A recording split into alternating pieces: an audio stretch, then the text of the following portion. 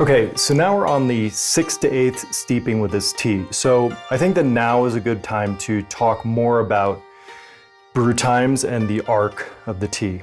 So generally speaking, tea goes through an arc. There's going to be a period of waking up, there's going to be a peak period where it's giving you the most, and then there's going to be a period where it's coming back down. Okay, so in the period where it's waking up, generally your steepings are going to be a little bit longer and tapering off to the point where you're kind of at the peak, and these are going to be shorter steepings. And then when you're coming back down, you're going to start getting longer again, right? The idea is that when you're at the peak, you want to brew it shorter because the leaf is fully open at this point. It's giving everything that it can give. And so by doing shorter steepings, we're really maximizing the different lenses and perspectives that we'll get from the tea. Because of course, again, you can't brew this tea wrong.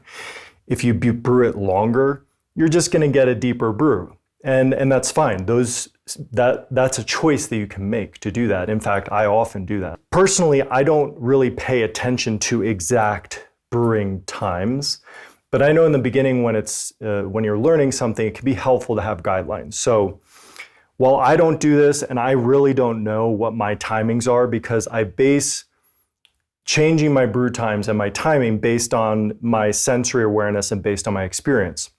How dark is the brew? How does it taste? How am I going to adjust it next steeping based on this? How do I feel the leaf is doing with this temperature water? Things like this. This is how I determine my brew times, and I just feel into it. But in the absence of experience, having guidelines can be helpful. So one guideline that I've heard is 6-4-2, 2-4-6-8. So basically first steeping 6 seconds, second steeping 4 seconds, third steeping 2 seconds, fourth steeping 2 seconds, fifth steeping 4 seconds, and then you're increasing it 2 seconds from then on. Because as the tea dies down, and I would say maybe, especially with teas like this, these aged teas, maybe for those periods of 2 seconds in the middle, keep doing that until the color drops. Don't immediately start going from 2 to 4 to 6 to 8.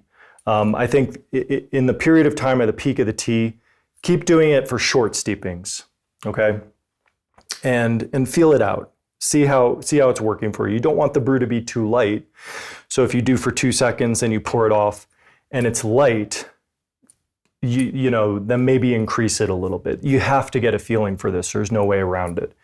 So the other thing to keep in mind with these aged teas, because we're dealing both with a loose leaf aged tea, which could be Liu Bao. Liu Bao also comes in compressed cakes as well, and Chaux Pu'er.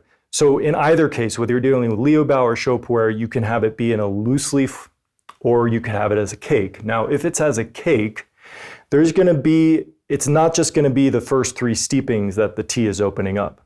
The fact that the cake is compressed means that it's going to take a longer amount of steepings for that tea to fully open, because the water first is going to affect the outer leaves, but the leaves within the compressed tea cake are not going to be affected until that cake gets broken apart.